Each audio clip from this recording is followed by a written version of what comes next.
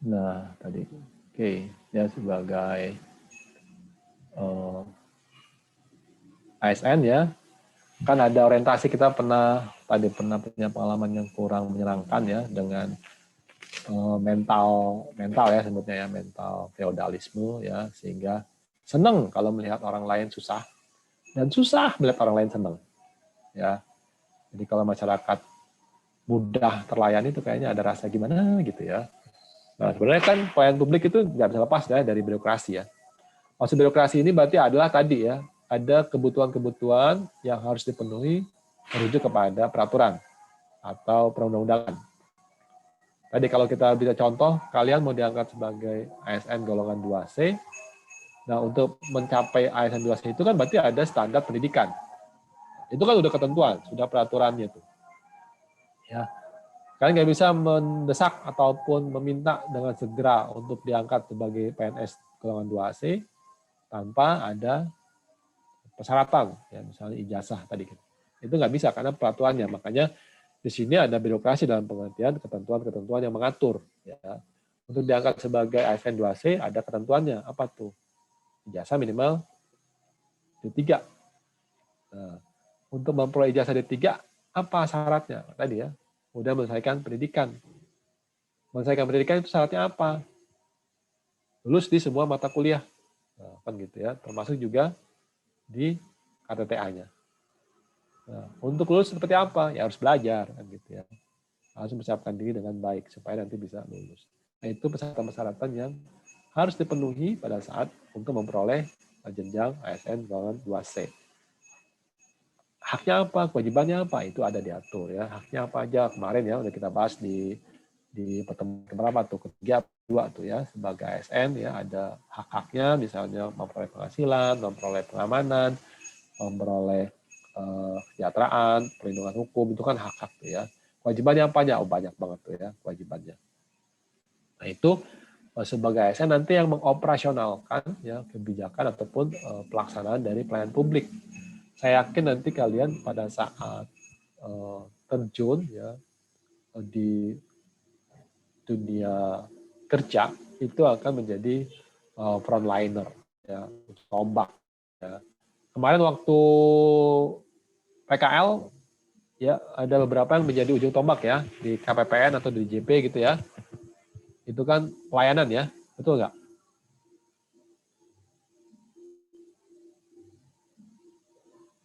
Walaupun muter-muter ya. Kalau di KPP mendampingi WP kah? Memberikan pelayanan?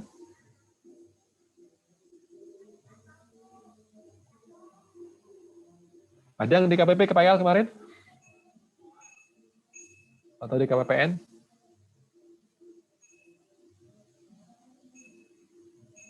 Halo? Ada, Pak.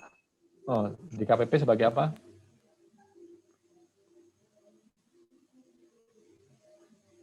Di bagian Asistensi SPT, Pak. dokumentasi atau di pelayanan front office?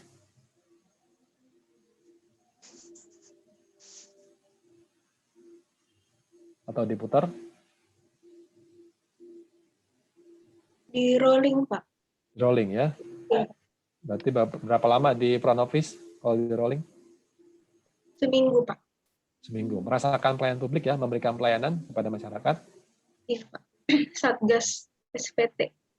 SPT kan? Ya, bagaimana berhadapan dengan berbagai golongan ya, berbagai latar belakang masyarakat yang mengurus SPT kan gitu ya.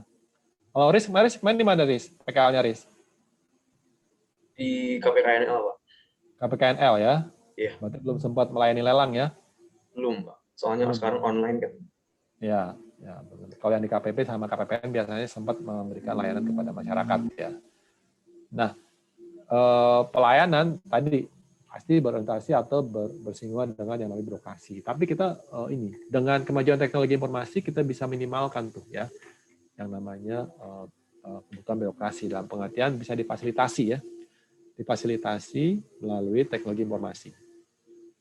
Nah, di sini ya secara definisi ya berarti pelayanan publik itu kan rangkaian kegiatan. Rangkaian kegiatan itu berarti ada beberapa rangkaian ya, beberapa kegiatan ya. Tujuannya apa? Pemenuhan ya, pemenuhan kebutuhan, ya, kebutuhan ke siapa kan gitu ya. Kalau di sektor komersial berarti ke konsumen misalnya gitu kan. Kalau di sektor publik seperti pada siapa? Ya kepada masyarakat, ya pada masyarakat. Tentunya pelayanan tersebut harus dilandasi ya atau berdasarkan peraturan perundungan. Ya, ada ketentuan yang mengatur. Kita sebutkan, kamu mau dilayani ya, kamu sebagai yang membutuhkan pelayanan publik kan gitu ya, untuk diangkat jadi 3C. Dan setelah diangkat apa? Berarti kamu harus melayani masyarakat kan gitu. Ya, maka ada ketentuannya tuh, ya yang mengatur. Kalau misalnya tadi membuat atau melaporkan SPT, maka ketentuannya apa? Ya ada SPT-nya dong, ya kan? Ada SPT-nya, ada NPWP-nya. Itu bisa mengidentifikasi siapa nih pelapor SPT-nya. Ya kan? Nanti ada nomor NPWP, ya diisi sama dia, berapa penghasilannya. Kalau itu misalnya UMKM, ya kan? Berapa tarifnya dari UMKM tersebut, itu yang harus dibayarkan, kan gitu ya. Nanti akan menyampaikan kepada WP tersebut. Nah, di sini berarti pelayanan publik ya, dalam hal pelayanan publik, maka ASN diwajib ya untuk melakukan kegiatan atau perilaku-perilaku yang beretika. Apa tuh maksudnya? Berarti dia mempertimbangkan ya cara yang tepat ya untuk bertindak sebagai pelayan publik. Sebagai pelayan publik tuh. Jadi bagaimana memberikan pelayanan publik, tapi nanti mempertimbangkan ya sikap-sikap apa yang harus dia sampaikan atau harus dia lakukan ya untuk melayani masyarakat. Tentu dengan berbagai macam latar belakang masyarakat itu pasti kondisinya berbeda-beda ya, masih berbeda-beda. Tadi kalau yang disampaikan di KPP pelaporan pajak misalnya gitu, SPT, tentu SPT yang dibuat oleh orang yang berpendidikan dengan latar belakang akuntansi berbeda dengan SPT yang disampaikan oleh misalnya pelaku UMKM, ya kan, pelaku usaha kecil yang lebih banyak dia berkutat dengan industrinya, karena dia berusaha untuk mengembangkan usahanya, ya tentu berbeda dengan usaha yang sudah besar. Nah itu dinamika di dalam dunia pelayanan publik ya. Nah tapi ada prinsip-prinsip nih ya, ada prinsip-prinsip yang harus dilaksanakan dalam proses deliver jasa pelayanan kepada masyarakat. Pertama, transparansi. Ya, jadi diusahakan bahwa hak-haknya si masyarakat itu apa yang dia peroleh. Kemudian kewajiban-kewajiban apa yang harus dia penuhi ya sebelum dia memperoleh pelayanan publik. Misalnya apa? Misalnya tadi untuk membuat KTP, misalnya gitu ya, membuat KTP, maka ada keterbukaan di situ. Syaratnya apa? Misalnya usia 17 tahun. Kemudian punya terlahir, ya akte kelahiran. Supaya nanti dia bisa ketahui umurnya 17 atau belum, kan gitu ya.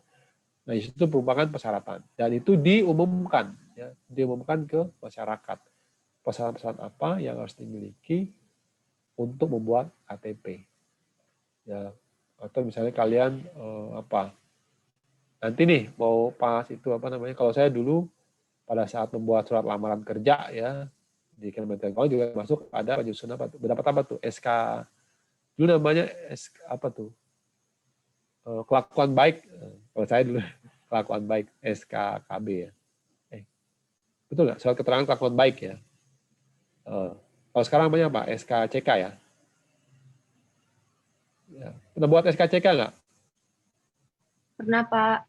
Di mana kemarin buatnya? Di kantor polisi, Pak. Maksudnya level Polres, level Polsek, apa level Polda? Polda kayaknya, Pak. Polda? Enggak tahu. Di kota gitu. Kota, Polres berarti ya? Iya, Level Pak. Polres. Susah nggak buat itu? Lama, Pak. Agak lama. Kenapa bisa lama? Maksudnya 1 harian gitu, Pak. Enggak langsung jadi gitu.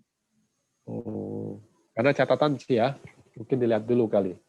Karena ini Tiara pernah pacaran sama siapa gitu kan, kemudian menyakiti siapa, ya kan? Ada laporan polisinya nggak gitu kan? Kira-kira kan gitu ya. Atau mungkin Tiara pernah PHP ke siapa gitu kan. ternyata yang di PHP itu membuat laporan polisi gitu. Enggak ya. Kan karena catatan, jadi ada catatan nggak mungkin pelanggaran lalu lintas, ya kan gitu ya, nama catatan kepolisian kan gitu. Sekarang lumayan sehari ya, selesai tapi hari itu, selesai ya. Iya Pak. Syaratnya apa aja? Apa aja? Pak, fotokopian yang buat lama yang fotokopi gitu, Pak kemarin. Oh, itu Belum karena disediakan. buat persyaratan kampus ya, mahasiswa ya. Iya Pak. Oh, oke, karena fotokopi mungkin belum disiapkan kali ya. Oke, apalagi nanti tuh pas bikin itu tuh ya, pas nanti buat pengangkatan tuh ya, bikin lagi tuh nanti tuh apa namanya surat lamaran, SKCK. Saya lupa nanti dari Disnaker ada nggak tuh? Dulu saya buat tuh, namanya dulu kartu kuning.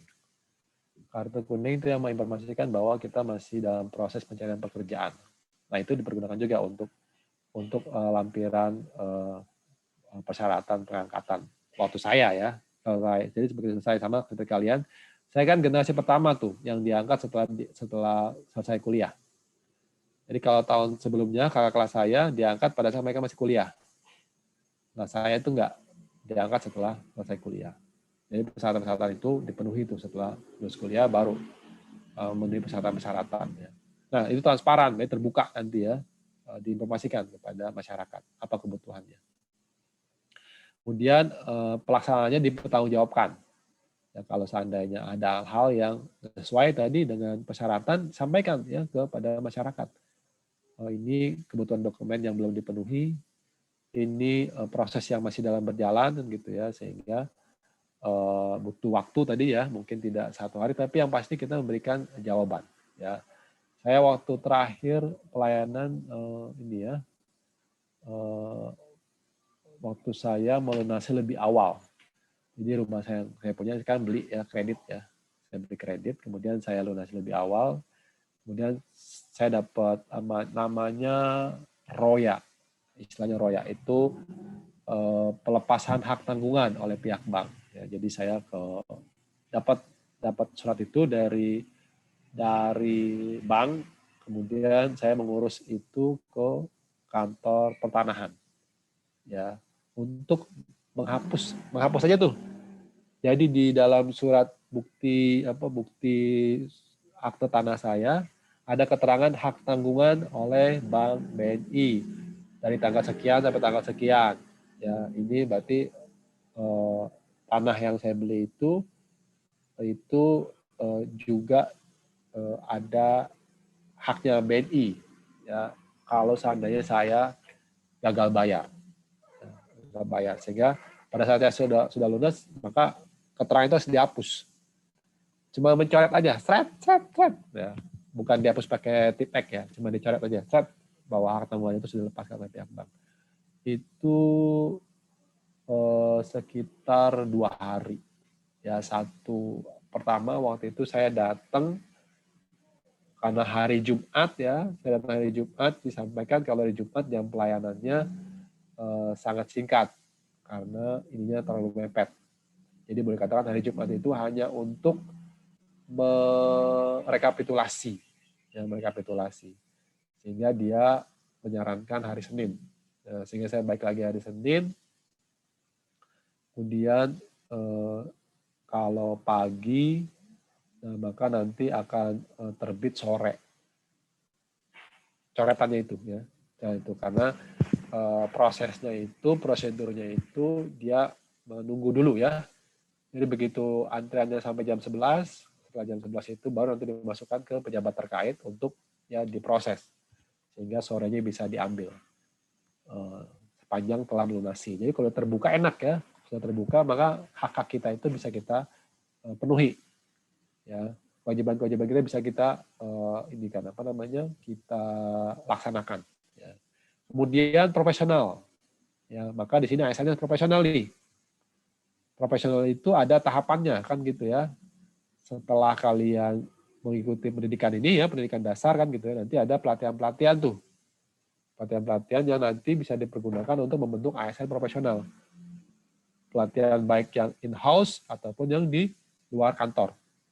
Ya. Jadi macam-macam ya, ada pelatihan. Nanti kalau kalian di DJP ya, ada teknik dasar pemeriksaan, teknis substantif pemeriksaan, wah macam-macam lah. Pelatihan-pelatihan yang bisa meningkatkan profesionalisme kalian. Ya, di KPPN itu sama ya. Oke, nah kemudian ada yang namanya kondisional ya. Lihat kemampuannya ya, lihat kemampuan di sini. Jadi kalau seandainya tadi saya sebutkan hari Jumat lebih banyak dipergunakan untuk rekapitulasi. Jadi pun kita masukkan permintaan itu hari Jumat, nanti diprosesnya hari Senin. Kan tetap aja lebih baik kita minta hari Senin langsung. Jadi ada kondisi tertentu yang harus kita terima ya, ininya apa namanya, yang menyebabkan pelayanan itu mungkin memerlukan penyesuaian. Ya. Kemudian partisipatif, nah, ini penting banget nih. Ya, partisipatif itu berarti kita mengajak masyarakat ya. Kita mengajak masyarakat juga memberikan masukan terkait dengan pelayanan yang sudah diberikan. Jadi kayak semacam feedback tuh, ya, semacam feedback sejauh mana tingkat kepuasan gitu kan, tingkat kepuasan dari masyarakat ya, terkait dengan pelayanan yang telah diberikan. Atau kekurangan apa ya, kekurangan apa yang perlu ditingkatkan. Jadi kalau kalian tadi itu ya misalnya ke kantor Samsat gitu ya, itu ada tuh kalau di Polda Metro saya lihat ada tuh. Ada semacam pas kita mau keluar tuh ada survei dia. Ya survei ya tingkat kepuasan apakah masyarakat puas atau tidak. Jadi kalau puas tinggal pencet yang hijau kalau nggak salah, kalau nggak puas tinggal pencet yang merah.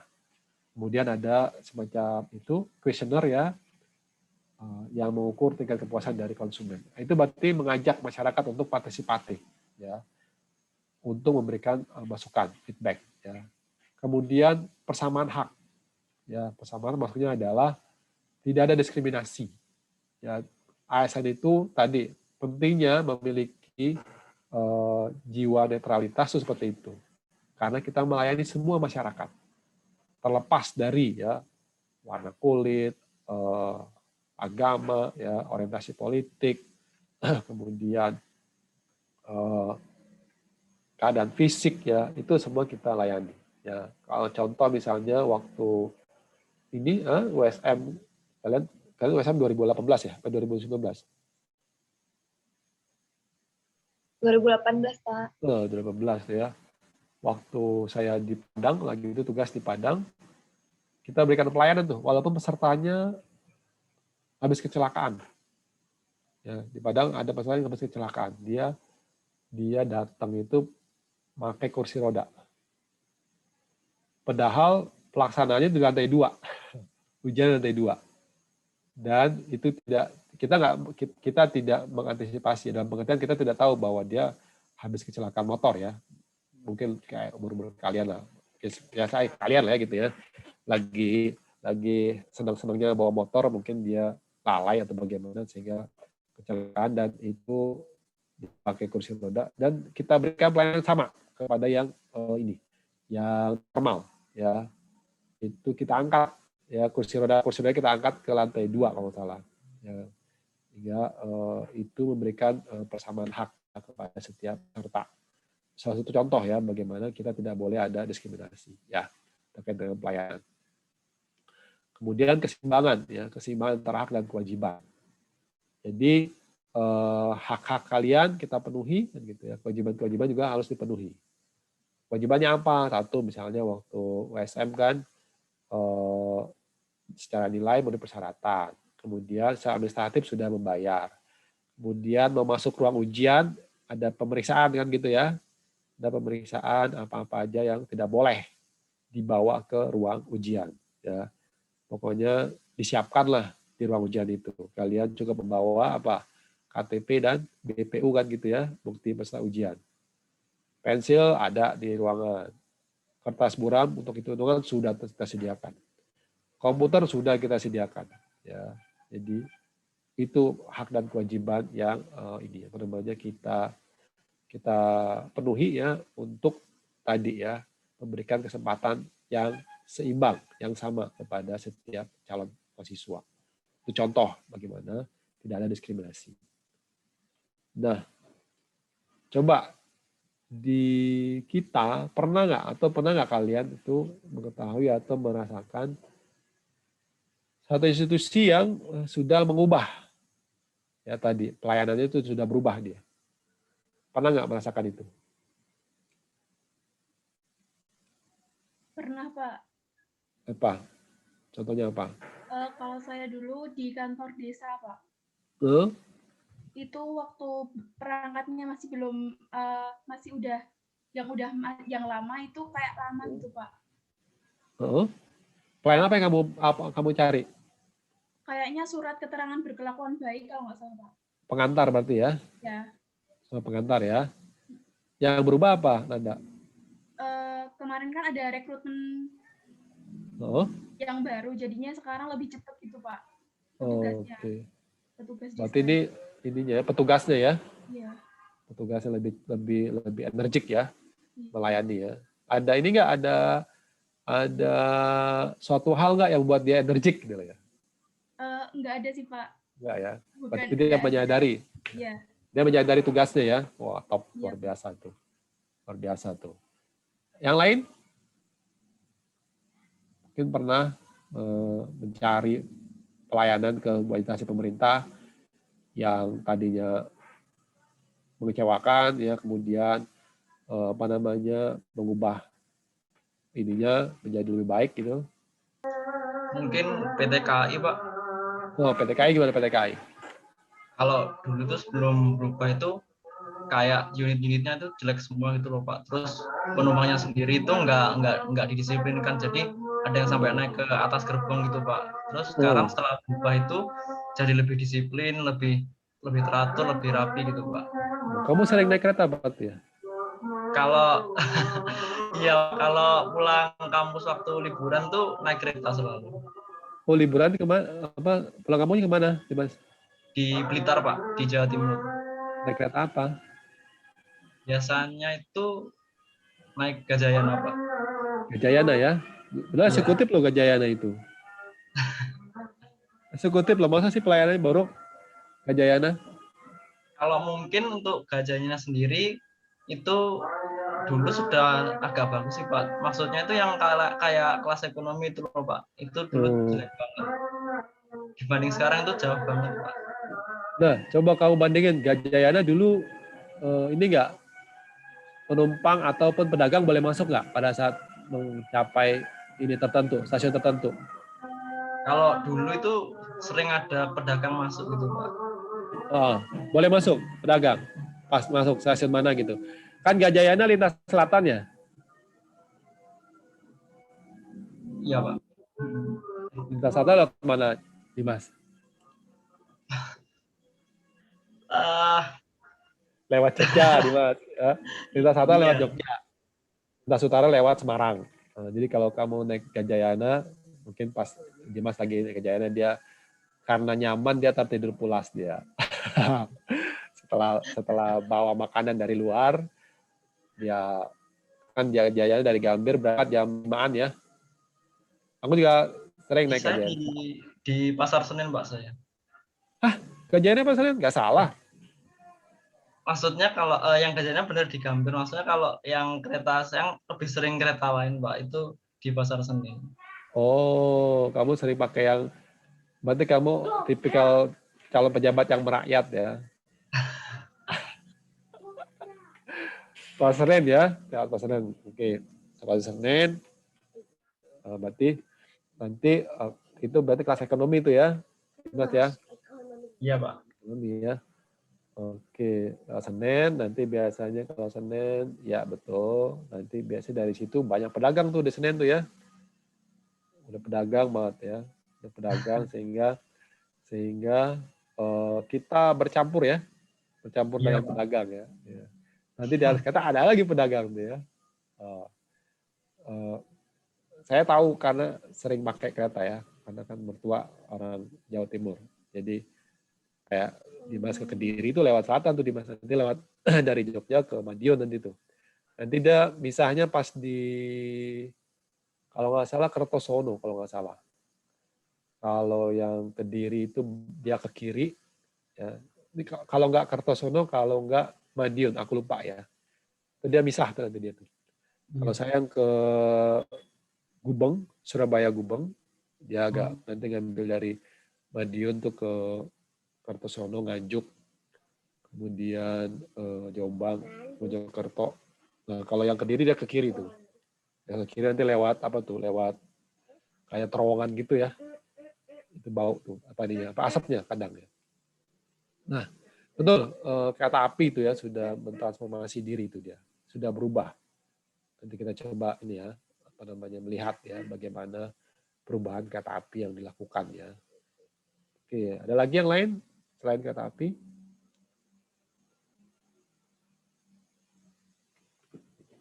Jalan tol juga bagus ya. Apalagi jalan tol ya, dulu kan pakai orang tuh ya. Pakai orang, sehingga sekarang otomatis kan pakai itu, apa namanya, pakai mesin ya. Sehingga orang tidak perlu lagi repot ini kan, apa namanya, nyari-nyari uang ya. Nyari uang nanti dikembalikan gitu. Sekarang kan pakai kartu aja langsung nge-tap, nggak sibuk dengan uang-uang yang kecil gitu kan ya. Nah, itu contoh bagaimana transformasi ya yang berorientasi kepada pelayanan publik tuh. Banyak juga sekarang Pemda-Pemda yang sudah membuat pelayanan satu atap ya, pelayanan satu atap. Jadi ini apa namanya semua pelayanan ini kan difokuskan di satu area. Jadi nanti masyarakat tidak perlu lagi terpisah-pisah ke dinas ini, ke dinas ini, enggak, langsung dia misalnya pelayanan izin pendidikan bangunan gitu kan, udah ada tuh nanti satu. Nanti yang berkaitan dengan lingkungan, dengan konstruksi ada di situ semua. Jadi yang bisa ya, yang mendorong terjadi perubahan ya, perubahan atau perbaikan ya, ke arah perbaikan pelayanan publik itu bisa terbagi dari dua tuh ya. Pendorongnya yaitu dari internalnya dan dari eksternalnya. Dari internalnya butuh pemimpin-pemimpin yang berorientasi kepada masyarakat. Kita bisa lihat kemajuan-kemajuan daerah ya, kemajuan-kemajuan di daerah tertentu yang diinisiasikan ya, dimulai dieksekusi dari pemimpinnya yang memang sudah mengubah pola pikirnya, bukan lagi sebagai pejabat ya, tapi adalah pelayan masyarakat ya. Banyak sekali kemajuan-kemajuan itu. Jadi sekarang ini di daerah khususnya ya, kemajuan daerah itu banyak di-trigger ya, didorong oleh visi dari kepala daerah. Ya, kepala daerahnya mau maju, kepala daerahnya sudah berpikiran terbuka dan mau memajukan daerahnya, pasti insya Allah didukung oleh masyarakatnya. Jadi butuh pemimpin tuh ya, kalau istilah di sini tone of the top jadi. Butuh pemimpin yang punya visi untuk memajukan daerah dalam bentuk meningkatkan pelayanan kepada masyarakat. Nah tentunya pemimpin itu tidak bisa melaksanakan tugasnya atau tidak bisa mengeksekusi tugasnya tanpa didukung oleh tadi ya SDM yang profesional. SDM profesional kenapa? Karena yang mengoperasionalkan adalah SDM itu ya, pegawai-pegawai itu. Maka pegawai-pegawai tersebut harus dilatih, dididik ya, diberikan dorongan untuk bersikap profesional supaya tadi bisa mendukung yang seirama dengan visi dari pemimpinnya itu. Ya, dan juga teknologi informasi ya, sarana dan infrastruktur lah, infrastruktur baik itu sifatnya ketentuan ataupun teknologi informasi. Banyak sekali teknologi informasi yang bisa membantu, mendorong ya, mempercepat akselerasi perubahan-perubahan itu ya, kayak tadi jalan tol yang tadi dari manusia, kemudian dengan teknologi informasi ya, naik kartu nanti mau dimajukan lagi nih ya, bentuknya apa, pakai antena tuh. Saya di 2011 ya, waktu di OSI sekolah itu jalan tol nggak ada pintu-pintu itu ya, gate gitu tuh nggak ada. Jadi dia model antena dia. Pokoknya begitu setiap mobil pakai antena itu, begitu masuk jalan tol cetek, udah ada itunya tuh. Berarti nanti muncul. Karena waktu pakai taksi pun sudah ada. Ya. Saya tahunya pada saat saya bayar pas ke bandara saya bayar, si taksi bilang ada tarif tol, saya lupa berapa dolar gitu ya, $67 gitu. Tarif tol yang harus dibayar. Oke. Udah muncul langsung di bill-nya itu. Karena mereka sudah pakai di semua kan struk semua. Taksi kan pakai struk mereka. Ya. Nah, itu dari internalnya tuh ya. Benar, eksternalnya juga harus ada yang dorong nih ya. Harus ada yang dorong dalam bentuk apa nih? Macam-macam bentuknya ya. bisa dari persaingan bisnis ya, ini khususnya di sektor komersial ya. Kan bisnis pasti menginginkan, inti bisnis adalah kan jual beli kan gitu ya. Jual kepada siapa? Kepada konsumen. Ya kan? Kemudian nanti kan dia memproduksi ya, atau beli barang. Nah itu kan berarti ada input. Ya kan? Bagaimana dia berproses ya, berproses supaya efisien sini kan.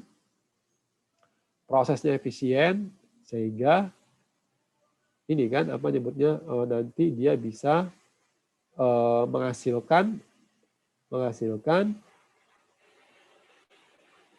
alhamdulillah menghasilkan harga yang bersaing kan gitu ya. Ya dengan efisien beroperasi dia bisa harga bersaing, nanti bisa mendatangkan kan gitu ya konsumen seperti ini. Kalau di komersil kan gitu. Kalau di pemerintahan bagaimana? Mau nggak mau dia efisien ya. Efisien dalam bentuk apa? Dalam bentuk penggunaan sumber daya. Nah, kalau mungkin persaingan nggak terlalu ketara ya, nggak terlalu terasa gitu. Makanya butuh dorongan masyarakat kalau pemerintahan itu. Masyarakat yang tadi ya, kalau inisiatif dari civil-nya itu bagus, ya dia akan menyediakan ya, dia akan menyediakan sarana yang bisa memberikan kesempatan kepada masyarakat untuk berpartisipasi kan, memberikan feedback itu. Nah, makanya institusi yang sudah memperbaiki diri biasanya memberikan tempat ya supaya masyarakat ikut berpartisipasi dalam rangka memperbaiki pelayanan publiknya. Ya. Nah ini yang bisa mendorong dia dari internal maupun eksternal supaya pelayanan publik itu semakin meningkat. Ya semakin meningkat. Kenapa? Karena kalau masyarakat atau ASN sadar gitu ya bahwa masyarakatlah yang membiayai pengeluaran negara ini kan gitu ya melalui apa? Melalui pajak. Sekarang tingkat persentase APBN dipenuhi oleh pajak berapa persen? Lebih dari 70%. Ya, 70 sampai 80% kebutuhan APBN itu dipenuhi dari perpajakan. Sehingga pajak itu kan dipungut dari masyarakat. Ya, dari apa? Dari gaji saya, dari gaji nanti teman-teman kalau udah memberikan penghasilan juga bayar. Terima penghasilan juga dipotong pajak. Dari pajak-pajak karyawan. Ya kan, dari pajak-pajak barang yang kalian beli. Ya kalian kalau ke Indomaret gitu ya atau ke Alfamart itu kan nanti kalau lihat struknya tuh ada PPN. Ya walaupun berapa persen gitu ya. Tapi sudah ada PPN. Itu kan berarti pajak kita yang dipergunakan untuk membiayai operasional negara ini. Ya sehingga kita berhak untuk memperoleh pelayanan yang baik. Ya kita berhak memperoleh pelayanan yang memadai, yang memuaskan, ya. Nah, karena tadi ya kita diminta untuk ya melayani semua masyarakat, ya kemudian tidak bersikap diskriminan, ya tidak bersikap diskriminatif kepada masyarakat, maka kita harus netral. Kita harus netral. Kenapa? Karena tadi kita melayani seluruh lapisan masyarakat. Ya, netral di sini maksudnya adalah tadi ya, pertama tadi ya kita merupakan pelaksana peraturan. Ya. Jadi setiap ketentuan, setiap peraturan yang dikeluarkan, kebijakan itu dieksekusi, dioperasionalkan oleh para ASN. Ya. Kemudian manajemen publik, ya manajemen pelayanan publik. Karena tadi ya pelayanan publik itu berarti sejauh mana masyarakat puas atas pelayanan yang diberikan. Ya enggak, pelayanan yang diberikan kepada masyarakat. Sehingga tolak ukurnya apa? Tadi itu ya melalui survei-survei, melalui masukan-masukan dari masyarakat terkait dengan pelayanan yang diberikan. Dan kemudian pemerintah juga atau dalam ini ASN itu merupakan pengelola ya, pengelola pemerintahan. Karena nanti yang daily to daily ya kegiatan hariannya itu adalah para ASN, para PNS baik di daerah maupun di pusat. Itu yang menjalankan operasional ini apa namanya pemerintahan. Ya. Oke, ada pertanyaan? Izin bertanya, Pak. Yuk. Kan akhir-akhir ini tuh ada ini Pak yang isu hangat mengenai mudik ya Pak. Apa mudik? Ya mudik Pak, isu hangat mengenai mudik. Nah, kalau dilihat ini kan kami belum jadi ASN ya Pak. Saya berarti melihatnya dari publik dulu Pak ini Pak. Ya. Saya kan berbicara kepada teman-teman juga, ada teman, ada keluarga juga Pak. Ada yang jadi PNS, ada yang nggak jadi PNS Pak. Nah, sebagian yang enggak jadi PNS itu bilangnya ada ya tadi kan ada kenetralan Pak, harusnya kita netral sebagai PNS. Nah, malah yang terjadi di lapangan itu malah tidak netral Pak, karena ada beberapa PNS Pak yang mudik tapi beralasankan bahwa ada kayak perjalanan dinas dan lain-lain gitu Pak. Tugas ya. Ada tugas, ada kunjungan.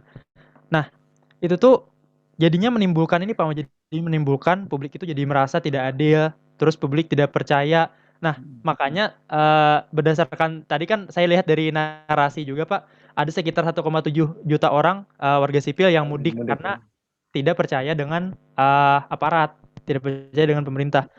Terus Pak, saya bingungnya di sini Pak. Sebenarnya kita dalam pelayanan publik itu kita meminta kepercayaan publik untuk melayani atau kita melayani publik untuk dipercaya gitu Pak. Nah, Atau timbal balik gimana ini Pak? Saya bingungnya di sana Pak. Karena publik kalau misalkan publik minta dilayani kan kita jadi kayak terkesan kayak swasta gitu Pak. Kita melayani karena diminta gitu Pak, bukan melayani dulu gitu Pak. Terima kasih Pak. iya. Thank you, Alwi. Ini berat pertanyaan ini ya. Karena kita bicara oknum nih. Ada jumlah ASN di Indonesia itu sekitar 4 juta orang. Ya, 4 juta orang. Jadi boleh katakan seandainya tingkat kepercayaan masyarakat kepada pemerintah masih rendah, itu nggak bisa dipungkiri ya. Karena tadi perilaku-perilaku yang seperti itu ya. Kalau saya berpandangan gini, bahwa ada oknum yang memanfaatkan itu, maka dia harus siap ya menerima sanksi bila mana dia itu kan masuk kategori penyalahgunaan kewenangan tuh ya, nanti ada sanksinya tuh, ada sanksi di ininya, dan dia harus siap untuk menerima sanksi itu. Yang kedua, kita membangun kepercayaan, dan itu sulit, tidak mudah ya. Pengalaman saya pada saat aktif di KPK sana, kenapa sih masyarakat bisa percaya kepada KPK? Maksudnya lebih tinggi gitu ya tingkatnya pada. Karena tadi kita membangun itu. Pertama, satu, ada sikap yang tegas bila ada pelanggaran. Kamu tahu di KPK dulu ya, ada seorang direktur nih ya, itu diminta berhenti ya. Karena apa? Karena dia membawa istri pada saat tugas. Jadi pada saat tugas ada kendaraan yang kita sewakan gitu ya, kita sewa, kemudian keluarganya dia datang ternyata ke tempat tugasnya dia.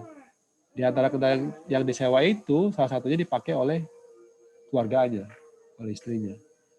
Diminta mengundurkan diri, level direktur. Ada lagi seorang kepala biro ya, karena dalam kode etiknya dilarang dia menjadi anggota asosiasi. Kemudian dia menjadi anggota asosiasi psikolog ya. Kemudian ada seminar, dia diminta sebagai pembicara. Sebenarnya itu masih bisa ditolerir ya, dalam rangka dia mengamalkan ilmunya ya. Tapi ternyata dia menerima bayaran. Walaupun dia berargumen ini kan expertise dia ya, tapi karena dalam kode etik itu dilarang, dia diminta untuk mengundurkan diri juga. Ada lagi, seorang pegawai ya yang mempergunakan air, ya dia menyuci mobil di kantor, itu kena sanksi. Karena tadi ya ada sanksi yang diterapkan dan itu tidak berkatakan kepada siapapun yang melanggar. Yang kedua ini kita membangun itu tentu ya dengan harapan bahwa memang pelayanan publik itu semakin lama sektor publik itu akan semakin mendekati sektor swasta.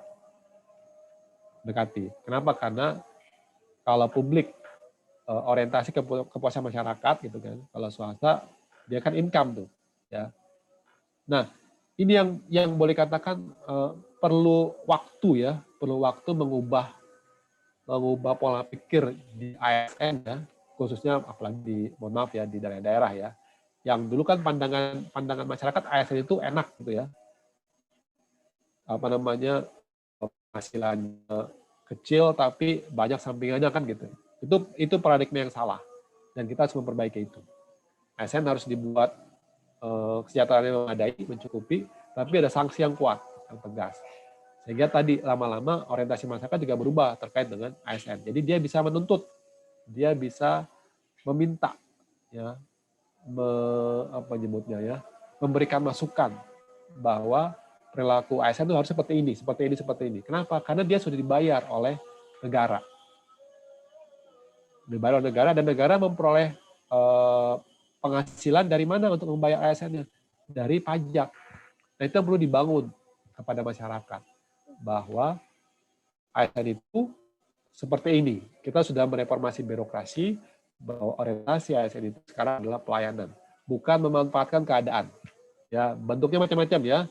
Tadi yang seperti memanfaatkan kesempatan yang perjalanan, ya. Kemudian mohon maaf nih ya. Sekarang aja kan tadi nih, tahu nggak berita yang kemarin lagi heboh, seorang pejabat DJP ditahan, ya, level direktur tuh. Level direktur ditahan. Kenapa? Karena dia mempergunakan kekuasaannya kan ya. Dia kan sebagai direktur pemeriksaan yang harusnya menjalankan pemeriksaan untuk apa? Untuk penerimaan negara. Kan gitu. Tapi ternyata dia menyalahgunakan itu. Menyalahgunakan kekuasaannya itu untuk apa? Untuk memperkayai sendiri. Sekarang udah bagus nih, ada sanksi yang tegas. Nah, itu yang belum kita lihat di KL lain. Ya, kamu boleh lihat deh. KL, mohon maaf ya, kalau ada pelanggaran itu seakan-akan gitu ya, seakan-akan paling banter apa sih hukumannya? Paling banter kan misalnya sanksi ini ya, sanksi apa nyebutnya ya? Ya sanksi etik lah ya. Ya, itu sebenarnya menurut saya pelanggaran ya, tapi itu lebih baik lah. Maksudnya udah ada hukumannya gitu ya. Kalau sekarang kan dulu sebelum-sebelumnya itu ditutupi ya. Kalau sekarang enggak. Kementerian Keuangan, mohon maaf, bukan ini ya, itu yang paling kenceng, yang paling tegas. Kalau ada pelanggaran, akan ada hukumannya, sanksinya. Itu yang berat, dan itu harus dibangun. Untuk memperoleh apa? Untuk memperoleh trust dari masyarakat. Ya, kalau ada oknum tertentu yang melanggar, ada hukumannya. Dan itu dilakukan secara terbuka. Apalagi khususnya pidana ya, khususnya pidana. Di Kementerian Keuangan banyak yang udah dihukum karena tadi baik pelanggaran kode etik maupun pelanggaran pidana. Makanya kayak kemarin yang diumumkan itu ya, yang dipajang di media massa ya, kan disiarkan TV itu ya, pejabatnya kan membelakangi ya, padahal di situ ada atasannya loh. Di samping Pak Firly sebagai ketua KPK itu Dirjen Pajak tuh. Yang pakai peci hitam itu Pak Surya Utomo sebagai Dirjen Pajak. Padahal di belakangnya ada anak buah dia. Di belakangnya itu anak buahnya dia. Sebagai waktu kemarin itu masih menjabat sebagai direktur ekstensifikasi. Padahal kejadian sebagai direktur pemeriksaan. Jadi kita tegas aja tuh. Dan saya salut sama Pak Suryo, dia tegas aja. Walaupun itu anak buahnya dia tidak melindungi pada saat itu melakukan pelanggaran. Itu yang butuh waktu. Ya, butuh waktu untuk bisa diterima oleh masyarakat. Bahwa telah terjadi perubahan paradigma, dan kewajiban kita sebagai ASN juga harus bisa mendeliver message ini. Bisa mendeliver message bahwa telah terjadi perubahan. Nanti kalian kalau tempatkan di misalnya DJP atau di Bea Cukai yang notabene itu instansi yang cobaannya berat gitu ya. Cobaannya berat karena tadi ya, ini aja udah kemarin tadi udah ada itu kan. Contoh seperti itu ya. Itu deliver message itu ke masyarakat begitu. Perubahan orientasi masyarakat boleh memberikan masukan, mengeluhkan masukan-masukan dia, ya keluhan-keluhan dia kepada internal Kementerian Keuangan. Ada loh hasil dari keluhan masyarakat itu ternyata bisa membongkar perbuatan pemerasan yang dilakukan oleh aparat pajak. Contohnya waktu itu yang kasus ini.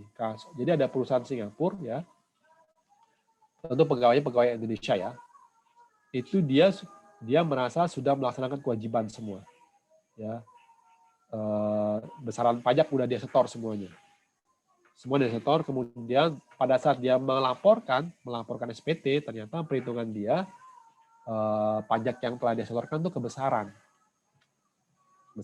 dan dia meminta pengembalian, namanya restitusi. Nah, untuk dilakukan restitusi ada pemeriksaan dulu. Dia ikuti prosedur itu, perusahaannya diperiksa. Perusahaan diperiksa, kemudian setelah diperiksa, petugas pajaknya pun setuju bahwa perusahaan ini membayar pajak berlebih, sehingga berhak untuk menerima restitusi, pengembalian pajak. Nah, setelah hasil perhitungan pengembalian pajak itu keluar, ternyata ada oknum yang memanfaatkan situasi. Memanfaatkan situasi itu. Jadi ternyata oknum itu tadi ya meminta imbalan atas hasil audit pajaknya, ya kan? Diminta uang berapa ratus juta gitu ya oleh si oknum pajak ini. Si direksi perusahaan itu akhirnya men-tweet message itu ke Kemenq. Dia bilang di Twitternya gitu ya, dia menyampaikan keluhan tuh, ya di Twitter menyampaikan keluhan. Saya sudah membayar pajak, ya kan? Saya minta restitusi, saya diperiksa, oke, disetujui restitusi saya.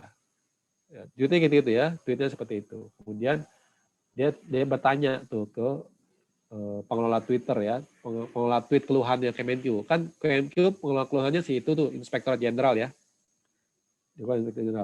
Dia nge-tweet ke itu, dia bilang apakah untuk memperoleh restitusi harus bayar. Dia kasih tanda tanya tuh. Nah, kemudian keluhan itu direspon oleh Inspektorat Jenderal.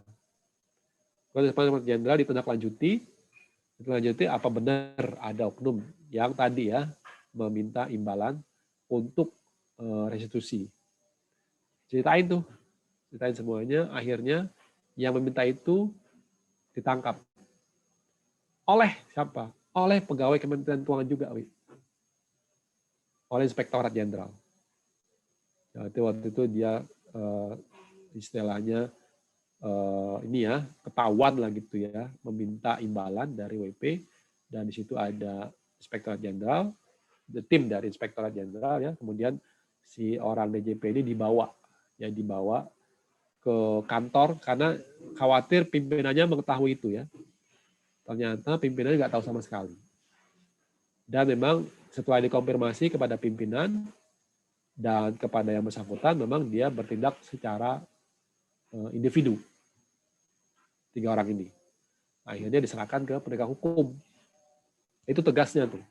Itu upaya untuk membangun trust dari masyarakat. Untuk memperoleh trust. Dan itu harganya mahal. Ya. Oknum 3 orang pegawai DJP ini diproses dan sudah divonis. Itu dari mana? Tadi dari keluhan masyarakat. Nah, untuk membangun itu nggak sederhana. Butuh waktu, butuh ketegasan, kemudian butuh kepastian hukum. Supaya tadi, bagi oknum yang melanggar, ada sanksi dan itu dijalankan sanksinya. Nah, kalau ini, makanya kalau dulu waktu di KPK tegas banget. Sampai yang tadi itu ya, yang pakai air kantor ya untuk cuci motor, cuci mobil kena sanksi.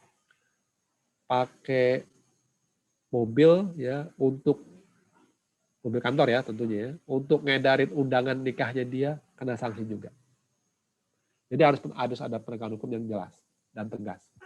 Dan untuk memperoleh salah satunya untuk memperoleh trust dari masyarakat. Kayak gitu kira-kira ya. Nah, kalau seandainya belum terjadi di tempat lain, nah, berat untuk memperoleh trust itu dari masyarakat. Itu kira-kira ya. Ada lagi yang lain? Oke, aku coba ini dulu ya. Aku coba ini bagaimana transformasi yang dilakukan oleh KAI tadi seperti disampaikan oleh Dimas ya. Ya, kita coba dulu ya. Ini khususnya yang ada di kereta api KRL ya. KRL nih. Kita lihat dulu ya. Dulu tiketnya seperti ini, Bos. Ya, sistem tiketingnya masih paper, masih kertas. Tuh. Ya, kertas nih. Ada yang 1.500 ya. Mangga Serpong 500 ya. Jabodetabek 3.000 nih. Kertas kayak gini. Nih. Depok tuh ya. Kemudian ada yang model tiket lumayan nih ya. Tapi yang paling banyak seperti ini. Kemudian apa lagi? Orang masuk seperti ini. Ya. Dijaga seperti ini orang masuk. Kira-kira Paul, kalau tiketnya kertas, kemudian jagaannya seperti ini ya, kira-kira apa yang bisa terjadi? Apa yang bisa merugikan bagi PT KAI? Paul, gimana Paul? Pendapatmu ini? Kalau menurut aku Pak, terkait kertas gampang ditiru Pak. Iya, gampang ditiru ya. Ah. Apalagi itu? Selain itu apalagi? Terus kalau terkait pelayanannya, nanti bisa aja kalau misalnya dikenal, bisa diloloskan gitu Pak. Oke, betul. Jadi yang rugi siapa, Paul? PT KAI Pak. Kenapa rugi dia? Jadi bisa aja orang dia nggak beli tiket tapi bisa masuk tetap. Berarti uang kasnya banyak nggak? Bertambah nggak? Enggak Pak. Enggak ya. Tiketnya kertas ya tadi bisa bisa dipalsukan ya atau bisa dibuat mirip-mirip seperti itu. Kemudian yang masuk pun ya seperti ini kira-kira jagaannya ya. Jadi boleh katakan bisa jadi orang yang masuk ke situ tanpa memiliki tiket ya, tanpa punya tiket masuk ke stasiun. Kemudian kayak gini nih. Ini kondisi sebelum loh, ya. Saya mengalami hal yang kayak gini nih, ya. Bagaimana stasiun itu didominasi bukan oleh penumpang, oleh siapa nih? Oleh pelaku bisnis ya, pedagang lah gitu ya. Jadi ruang buat penumpang yang mana nih kan gitu, tempatnya dikuasai oleh pedagang kayak gini, bayangkan aja tuh ya. Pedagang di daerah mana? Daerah Depok nih. Ya, ada warga Depok nggak sini nih? Ya, Depok. Nah, kayak gini nih. Ini fakta nih. Saya mengalami. Ya, saya menikmati juga sih ya. Tapi tadi ya seperti yang sampaikan oleh Paul, PT KAI banyak ruginya tuh ya. Karena tadi ya dia bayar nggak nih? Ya pasti dia bayar ya. Pasti dia bayar kepada siapa kan gitu kan? Kepada siapa? Kita nggak tahu ya. Apakah kepada PT KAI atau kepada oknum pegawai KAI kan gitu. Kita nggak tahu kan. Tapi yang pasti ini membuat kita nggak nyaman lah. Ya, betul nggak nyaman. Apalagi ini nih ya. Di atas itu bayangkan tuh. Orang berjubel-jubelnya kayak gitu ya sampai ke atas nih. Apakah dia membeli tiket? Kita nggak tahu. Ya kan? Orang tadi masuknya seperti kayak gini kok. Ya tiketnya juga seperti ini. Bagaimana bisa kita memperoleh keyakinan ya bahwa mereka membayar kewajibannya, ya, memenuhi kewajiban mereka. Itu. Ini jangan salah loh, banyak korban loh di sini loh. Ini tegangan tinggi nih, tegangan tinggi dia ini. Jadi boleh katakan mungkin tiap minggu ya, satu hari atau tiap minggu itu pasti ada aja yang lewat ya. Lewat maksudnya apa? Lewat maksudnya meninggal ya. Meninggal ya lewat. Karena tadi ini kamu kesentuh aja langsung hitam loh, gosong ini. Tegangan tinggi banget ini. Padahal ini jaraknya kalau kita lihat ini dekat banget kan. Orang sama tegangan ini atau yang ini ya dengan ini. Itu tanpa sadar dia kalau seandainya pas lagi jalan miring gitu tuh. Dia cari pegangan, tanpa sadar megang yang ini dia udah langsung lewat. Seketika. Jadi begitu nyampe stasiun ya, diturunin tuh, bukan penumpang tapi mayat. Karena tadi tanpa sadar dia membahayakan dirinya sendiri. Ini kenyataan yang pernah terjadi. Ini baru dari SIM tiketing dan di stasiun. Di dalamnya seperti apa? Ini belum samping-sampingnya nih, ya. Ini kan membahayakan mereka ya, membahayakan mereka. Ini membahayakan mereka nih. Jadi safety bagi penumpang tuh sama sekali nggak diperhatikan, ya. Udah di atas, di sini lah luar biasa. Berjumpa dengan pedagang, ya bersaing dengan pedagang gitu ya. Pada saat jalan tuh seperti ini tuh. Ya. Pada saat mereka berjalan, bagaimana perjuangan ya para ini 2009 nih, ya berarti boleh katakan di bawah tahun 2010 lah, masih seperti ini. Di atas ya, di sini kemudian di mana di samping-samping di pintu-pintu kayak gini sampai di belakang nih, ya di belakang dari kereta api itu. Berbahaya, sangat berbahaya. Ya, padahal negara kita waktu itu sudah mau beranjak maju gitu ya, tapi ternyata transportasi masih seperti ini. Ya. Di dalam KRL ya juga sama tuh ya. Ada ininya. Dimas dulu ada masih gini ya di ekonomi ya Mas ya. Ada, Pak. Apa namanya orang yang mencari kehidupan ya. Saya juga pernah menjadi seperti ini nih waktu kecil ya di KRL jualan es lilin. Hidup saya keras tuh ya. Hidup saya keras karena saya pernah berjuang hal seperti ini. Ya, waktu kecil yang seperti ini. Nah, kalau ini kan topeng monyet nih ya. Ini topeng monyet kalau saya jualan es lilin ya. Jadi saya merasakan kereta. Ini ada yang Depok banyak ya. Depok, Bogor ada nggak di sini?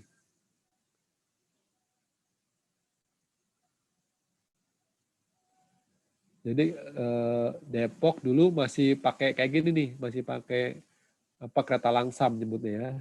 Zaman-zaman tahun 90-an ya.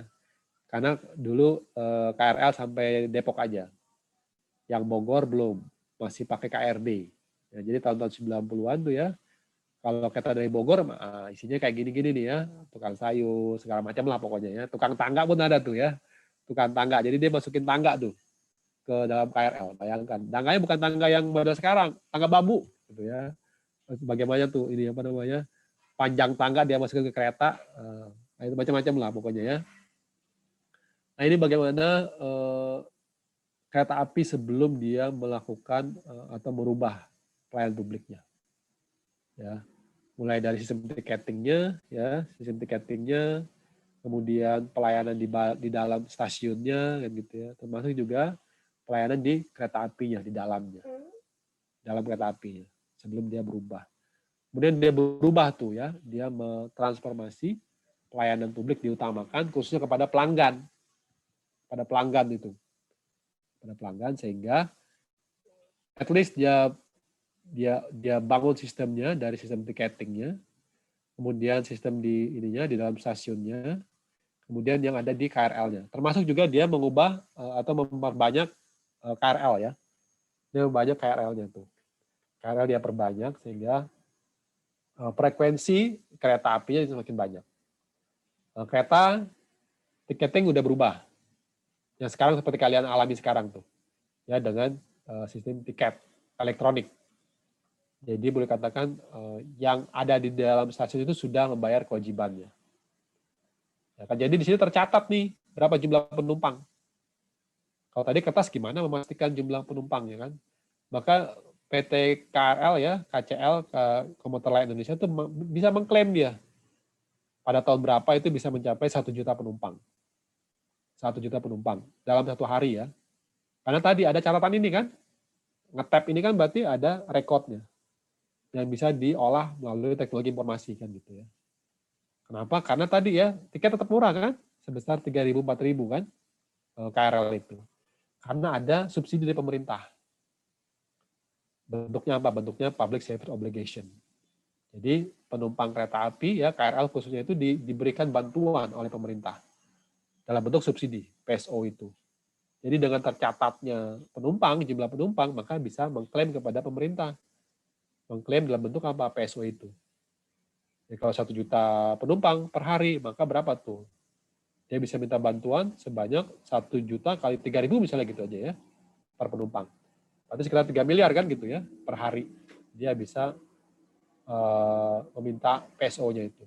Per hari itu. Berarti kalau per bulan berapa tuh? Ya kan gitu. Berarti tinggal berapa PSO yang dibayarkan. Nah, dari situ ya, ini kan mencoba untuk menyaring ataupun mengoptimalkan penerimaannya kan gitu ya. Di sini pun juga sekarang banyak nih ya. Jadi pedagang-pedagang itu ya dia harus nyewa tempat. Ya, dia harus nyewa tempat dia di sini ya. Nyewa tempat dan itu merupakan sumber penghasilan bagi PT KCL kan. Nah, kereta pun sekarang di dalam seperti ini. Ya, nggak ada lagi pedagang nih. Jadi kita benar-benar pengguna jasa kereta api. Ya, di dalam di stasiun nih. Ya. Ini kalau apa nih? Ini kalau nggak salah Tanah Abang nih, karena ini tulisannya Rangkas Bitung ya, kalau nggak salah ya, Rangkas Bitung jalur berapa gitu ya. Nah, ini berarti sudah optimal tuh. Di dalam kereta pun sekarang berbeda lagi. Ya, tidak ada pedagang, kemudian ada keamanan di sini ya. Kemudian nanti ada kalau barang-barang hilang sudah ada penitipan. Nah, udah jauh pelayanannya baik. Memang di jam-jam sibuk ya, di jam-jam sibuk itu penumpang berdesakan. Itu tidak bisa dipungkiri.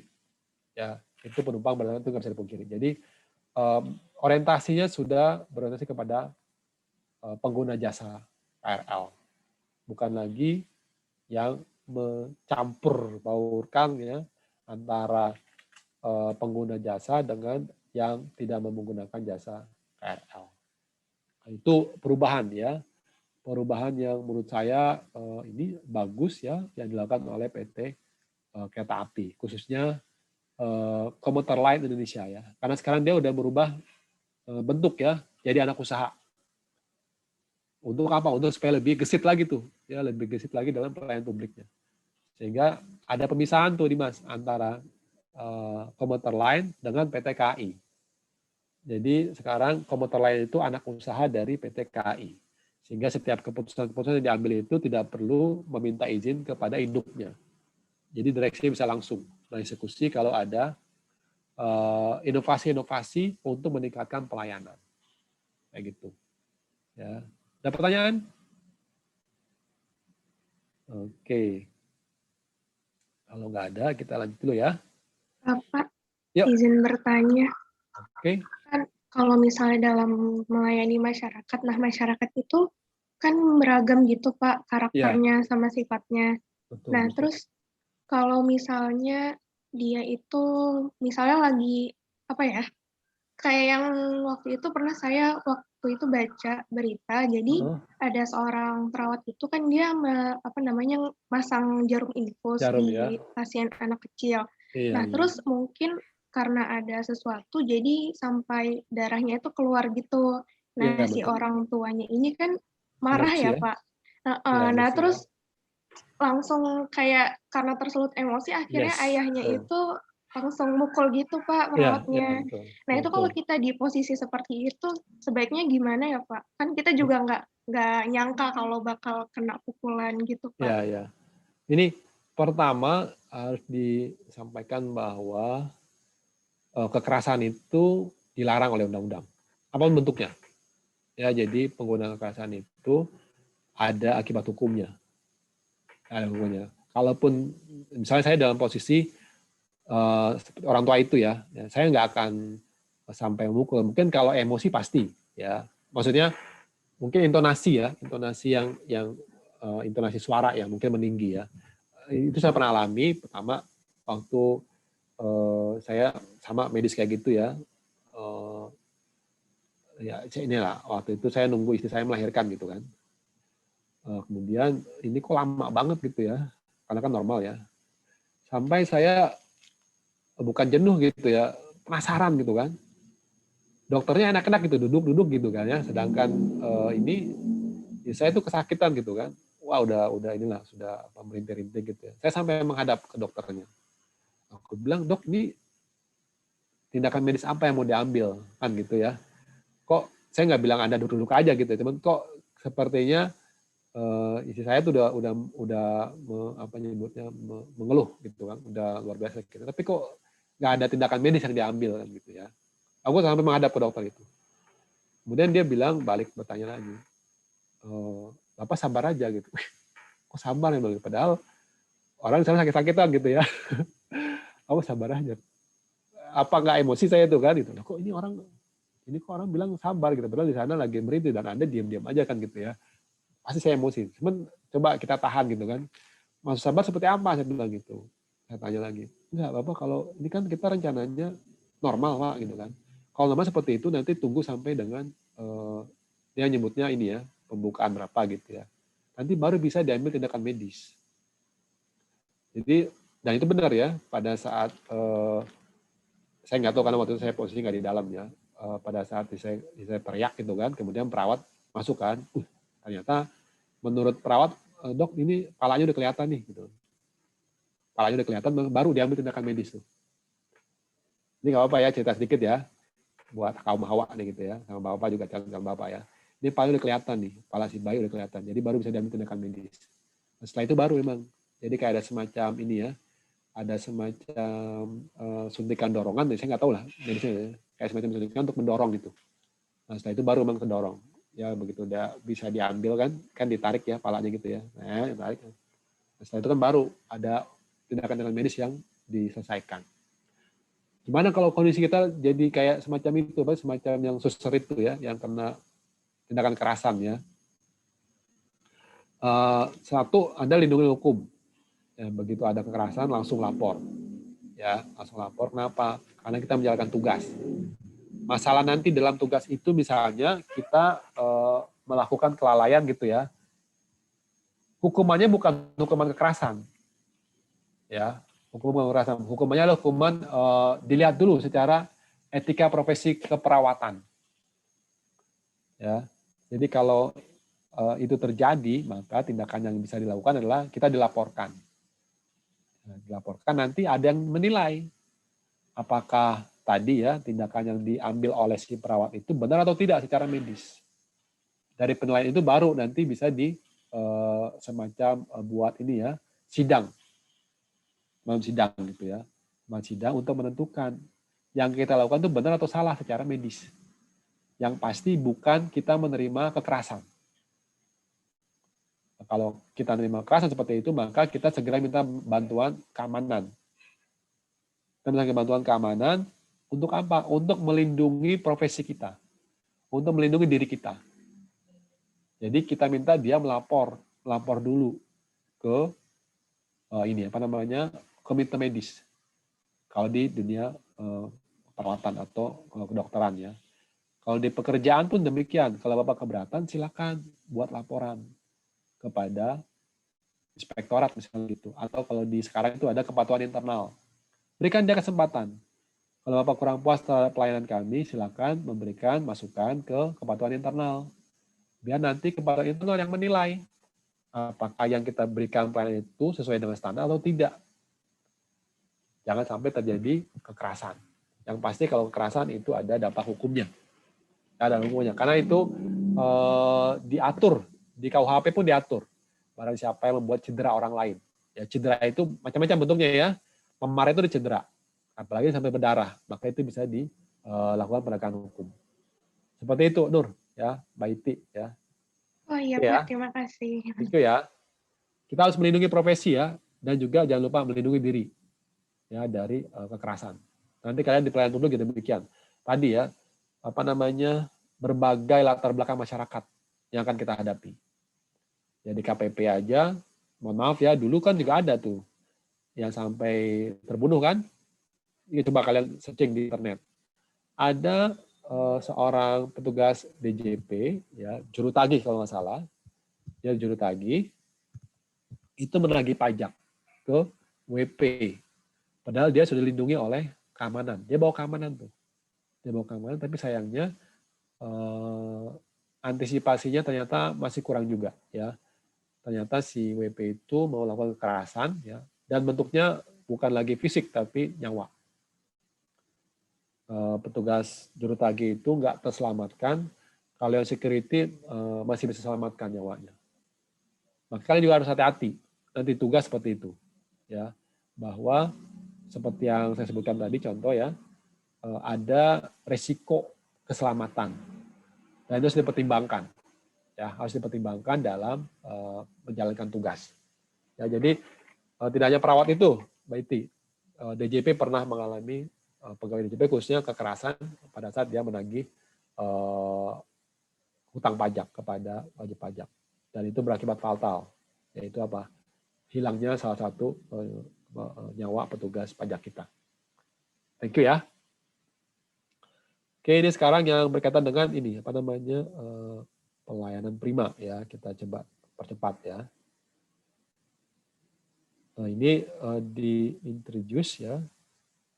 Ya, diintroduce oleh ya. Ini pelayanan prima nih ya. Oke. Kenapa pelayanan prima ya? Pentingnya pelayanan prima gitu ya. Karena kita punya pelanggan kan? Pelanggan internal maupun eksternal. Kementerian Keuangan punya pelanggan. Pelanggan internal siapa? Pegawai Kementerian Keuangan. Eksternalnya siapa? Secara besar ada importir, ada eksportir, ya, ada WP, ada yang butuh lelang gitu kan, ada yang Pemda ya sebagai apa? Sebagai yang membutuhkan dana alokasi kan gitu. Macam-macam klien kita, mulai dari pemerintahan maupun masyarakat biasa. Nah, di dalam siapa? Tentu adalah pegawai-pegawai Kementerian Keuangan ya. Nah, bagaimana nih ya? Bagaimana supaya pelayanannya itu bisa excellent, ya, bisa memenuhi harapan orang lain. Ya, maka ada cara menghadapi orang, ada cara misalnya menjawab telepon, ya, ada cara menghadapi keluhan, gitu tuh ya. Nah, sini membangun, nah tadi ya, membangun itu sulit ya, membangun sulit. Ya, bagaimana kita berupaya untuk membangun budaya ya dengan optimal memberikan yang terbaik ya. Kepada siapa? Kepada pihak-pihak yang melayani ya. Melayani ya, yang berhubungan dengan organisasi. Macam-macam ya, banyak oknumnya ya. Ini yang kemarin yang baru ditahan itu oknum DJP ya kan.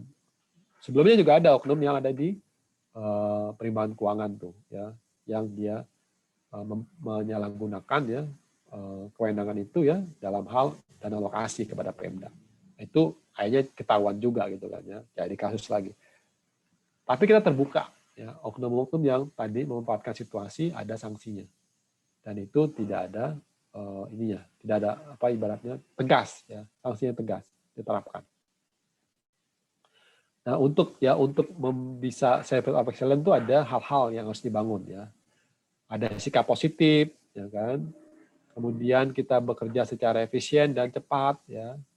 Kemudian orientasinya kepada kebutuhan masyarakat ya, atau kebutuhan konsumen atau klien kan gitu ya. Kemudian ada memberikan kesan bahwa kita berusaha untuk yang terbaik ya kan. Kemudian keluhan itu ditanggapi ya, dicoba carikan solusinya. Semakin kecil jumlah keluhan ya, nanti kita ukur dari kepuasan. Survei itu ya, kepuasan pelanggan seperti apa. Kemudian ya ada teamwork ya, ada tim kerja yang bagus antara staf dan pimpinan.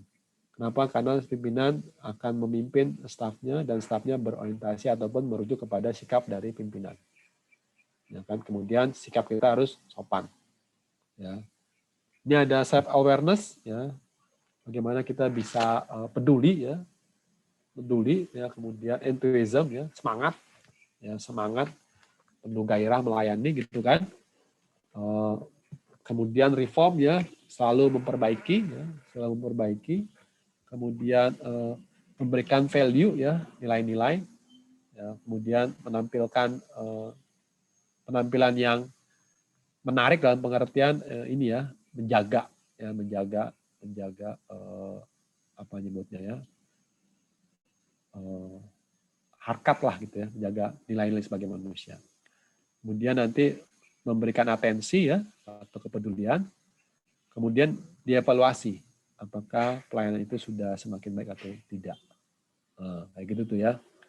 Nah, berarti seperti yang disampaikan ya oleh kemarin ya Kofi, kita terlebih dahulu untuk bisa memahami, kemudian memberikan kesan keramahan ya, feel welcome.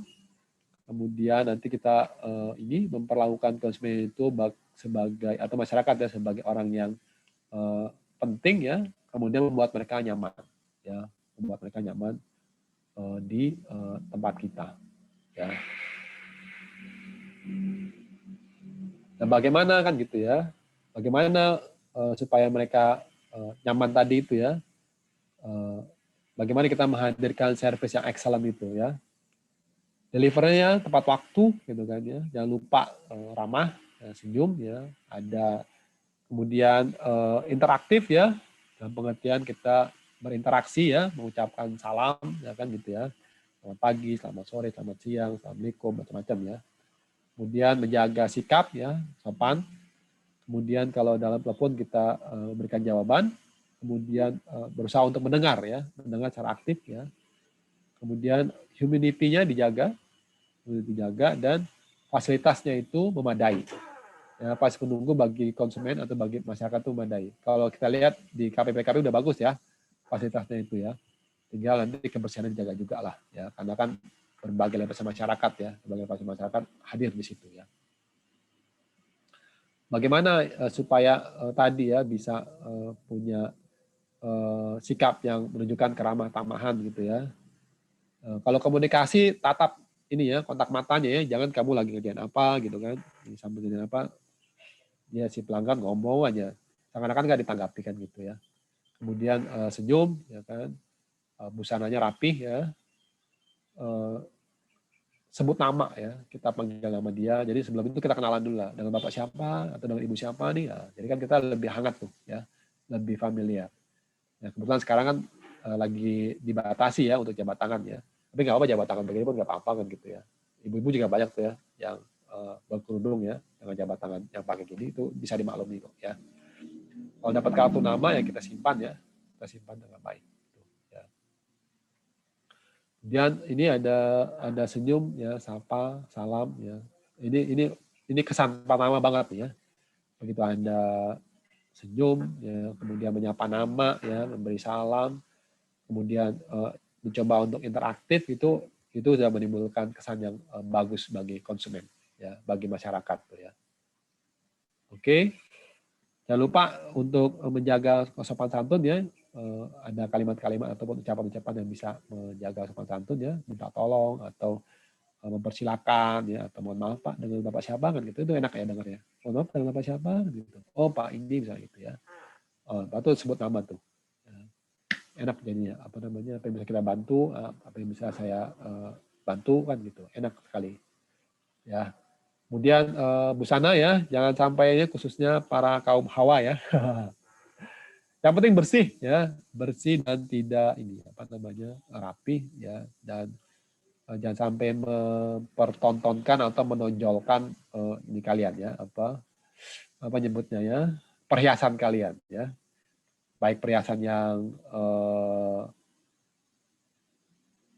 buatan manusia ataupun perhiasan dari Tuhan ya. Nggak usah, jadi nggak perlu menonjolkan ini apa namanya, lekuk badan kayak gitu ya, nggak usah. Kita yang penting sopan ya, kemudian bersih, kemudian rapih, itu sudah bagus ya. Aksesoris secukupnya ya, aksesoris secukupnya mungkin ada ya jam tangan kayak gitu ya, itu kan penting ya. Oke, kemudian tadi sini ya, hindari pakaian-pakaian yang tadi ya, apa namanya, yang mempertontonkan atau menimbulkan ini apa, lekuk tubuh gitu ya. Oke, kalau nah ini tadi ya, pada saat kita berhadapan dengan pelanggan, nah bagaimana tuh sikap kita tuh kan tadi ya. Tentu ya, kenapa pelanggan itu mengeluh, karena harapan dia kan nggak terpenuhi tuh ya. Harapannya dia terkait dengan pelayanan kan tidak bisa dipenuhi. Itu salah satunya. Atau waktunya dia ya menunggu itu lumayan lama ya, sehingga dia kan punya kesibukan yang lain tadi. Atau tadi ya, tidak ada keramahan dari SDM ya, atau tidak ada yang merespon ya kan gitu ya, tidak ada yang merespon, atau dia kita nggak tahu siapa yang bertanggung jawab di sini, ternyata nggak ada, atau dianggap ini apa namanya, dianggap nggak penting lah gitu ya, atau dianggap remeh lah oleh perusahaan. Nah itu kan sumber-sumber ya, sumber-sumber kenapa terjadi keluhan kayak gitu ya. Nah, bagaimana caranya kan gitu ya? Bagaimana tadi ya kita bisa mengatasi keluhan tersebut ya? Usahakan ya bahwa kita itu punya media untuk konsumen itu menyampaikan keluhan. Bisa secara langsung ya, bisa via telepon, bisa via email, bisa via WA ya, bisa via medsos yang lainnya. Ada media untuk menyampaikan keluhan. Nah, kemudian kalau ada hal yang belum jelas, kita konfirmasi ulang. Ini maksudnya apa pertanyaannya, atau ini maksudnya apa yang dikeluhkan gitu ya, supaya nanti kita bisa memberikan respon ya, memberikan respon, kemudian nanti kita cek tindakan apa yang sudah diambil untuk memperbaiki atau menindaklanjuti keluhan tersebut ya. Oke, itu kira-kira. Oke, nah ini coba nih ya, coba sekarang kira-kira sikap kalian apa nih ya kalau ada masalah seperti ini.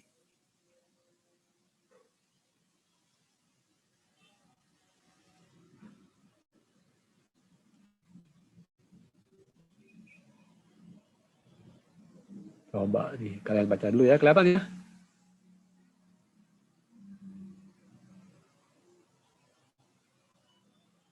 Ya, kelihatan nggak? Kelihatan, Pak. Oke, coba kira-kira apa tindakan kalian nanti ya? Maaf Pak, ini dikumpulin apa gimana Pak?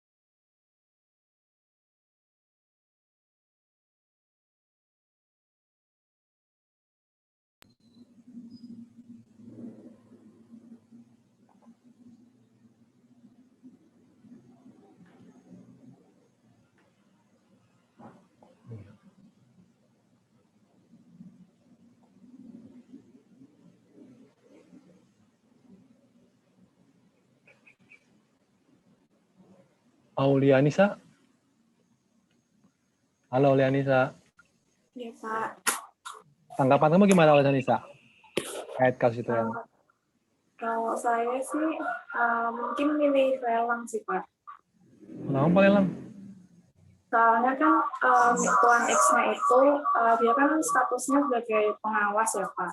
Dan nanti takutnya tuh malah pelaksanaannya nggak akuntabel sama transparan gitu, Pak. Pelaksanaan renovasi. Emang lelang berapa lama? Udah tahu belum lelang? Belum sih, Pak. Belum sih, Pak. Dapat belum? Materi tentang lelang dapat belum? Belum. Di hukum keuangan negara nggak dapat PN. Cuman sekilas aja, Pak. Tapi udah lupa juga. Bang lelang berapa? Mulai dari apa? Pengumuman. Kan? Dari pengumuman nanti yang berminat memasukkan minat. Ya, kan? Minat untuk lelang. Kemudian nanti ada penjelasan pekerjaan. Ya, pekerjaan tuh. Karena apa-apa itu jelaskan di situ. Nanti dari situ seleksi siapa yang memenuhi syarat untuk jadi peserta lelang. Setelah itu nanti memasukkan penawaran. Ya, penawaran. Nanti setelah itu ditetapkan siapa yang memberikan harga yang paling, misalnya kalau pakai merit system berarti yang bobotnya paling tinggi gitu ya. Kalau pakai harga berarti harga yang paling rendah kan gitu. Kemudian nanti ada namanya masa sanggah. Berapa lama tuh jadinya tuh? Ada yang tahu nggak berapa lama kira-kira kalau lelang? Kurang lebih. Itu proses lelangnya aja loh ya. Sekitar 2 sampai 3 bulan tuh. Ya, tapi kan tadi di kasusnya itu kan pelaksanaannya tuh pas ini kan, Pak, pas liburan semester Iya, kan. Jadi mungkin masih ada waktu gitu, Pak, buat proses lelang. Oh. Kalau menurut saya gitu, Pak. Oh. Oke, thank you Alia. Ya, Pak. Alfiana.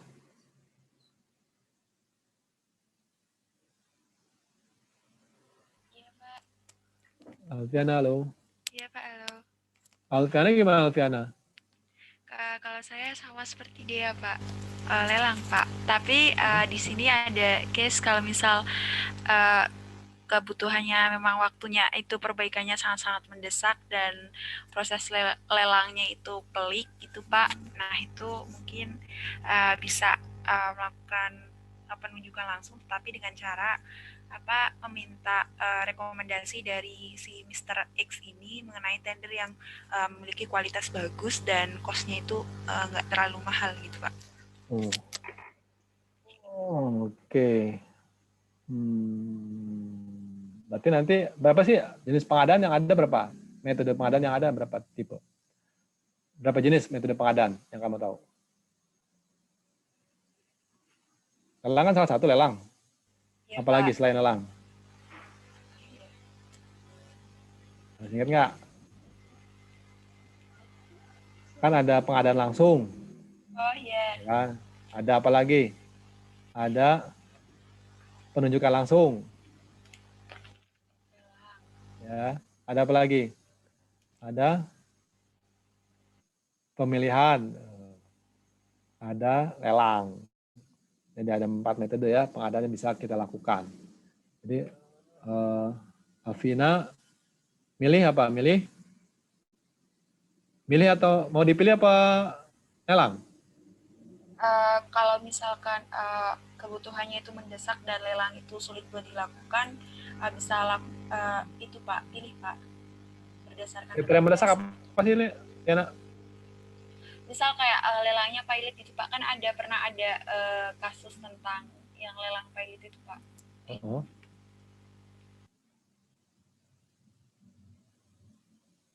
Lelang apa? Lelang pilot?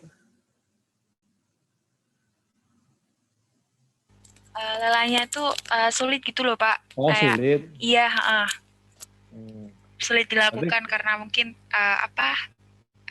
tender-tendernya atau bagaimana gitu Pak. Orang sekolah kayaknya sulit nggak? Kalau setahu saya kalau nggak tahu ya Pak, kalau di sekolah di sini tuh lelang kalau untuk sekolah tuh yang ngurus tuh bukan sekolahnya tapi langsung dari kabupatennya gitu Pak, yang nentuin tendernya gitu, bukan dari betul. sekolahnya sendiri. Betul. Oke, thank you Alfi ya. Ya Pak, sama-sama.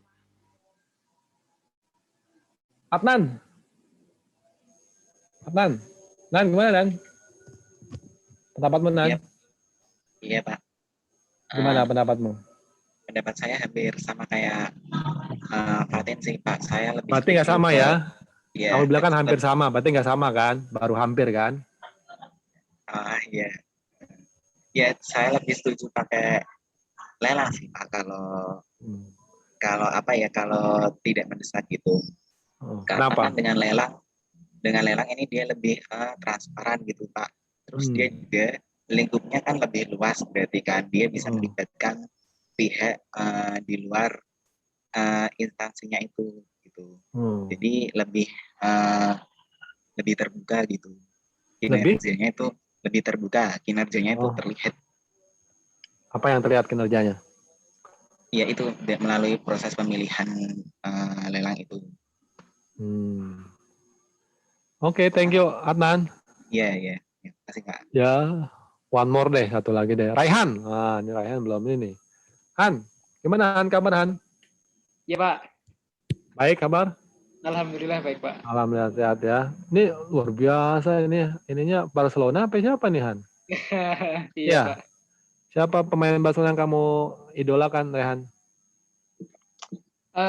Siapa ya Pak? Apa? Pedro Rodriguez. Iniesta aja Pak. Siapa? Andres Iniesta aja Pak. Andres Iniesta itu tipikalnya permainnya sama saya loh. Oh iya Pak. Loh, kamu lihat profil foto saya tuh. Saya lagi nendang bola sama waktu kemarin. Iya Pak. Ya. Berarti waktu kemarin ada Andres Iniesta, siapa lagi? Itu kan 3 gelandang serang yang itu Raihan. Iya. Siapa? Xavi Hernandez. Satu lagi siapa? Sergio Busquets Pak. Luar biasa. Siapa yang jadi gelandang serang? Iniesta Pak. Sama Xavi Pak. Sama Xavi ya. Yang jadi gelandang pertahanan berarti siapa? Busquets Pak. Sergio Busquets ya. Strikernya siapa strikernya? Zamannya siapa Pak? Dulu. Ya zamannya 3 ini. Apa? Zamannya 3 itu sempat David Villa, sempat Ibrahimovic juga Pak. Itu kan nggak berjaya. Oh juga sempat Pak. Nggak berjaya dong. Kan ada trio MSN ya. Oh, iya Pak. Agak baru itu Pak. Ya agak baru ya. Oke. Apa pendapat Tuhan? Berarti kamu Braguana sejati. Bacaan tadi. Karena si Tuan X ini belum ada track record dia melakukan tindakan yang menyeleweng, Pak. Dan kondisinya menurut cerita tadi, keadaannya cukup mendesak. Jadi saya dalam kasus ini cenderung untuk penunjukan langsung. Alasannya apa tuh? Karena tadi, Pak, kalau menurut narasi tadi, kondisi sekolahnya cukup mendesak untuk dilakukan perbaikan, dan Tuan X dijabarkan tuh tidak dijabarkan memiliki track record yang buruk sebagai kontraktor lokal, Pak. Oke. Sip, thank you Rehan. Oke, semuanya yang penting argumentasinya ya. Oke. Pertama benar tadi siapa Aulia ya. Dia kan pengawas ya. Mr. Egg ya. Anggota pengawas ya. Coba kita lihat tata kelola dulu ya. Apa pantas nggak kalau pengawas tentu jadi yang mengeksekusi? Mereka tepat nggak tuh? Kalau nggak tepat maka kita bisa pergunakan tuh. Kita bisa pergunakan harganya Mr. X itu sebagai perkiraan sendiri kita. Ya, harga perkiraan sendiri kita. Bisa kita pergunakan, jadi modelnya bisa macam-macam ya. Tadi untuk menentukan apakah itu mendesak atau tidak, kita perlu melihat secara ulang. Ya, gimana kondisi sekolah. Kemudian nanti kita lihat lagi bagaimana ketentuan yang mengatur. Ya, mendesak itu definisinya apa sih? Apakah kriteria yang ada di sini tuh memenuhi kriteria mendesak atau tidak?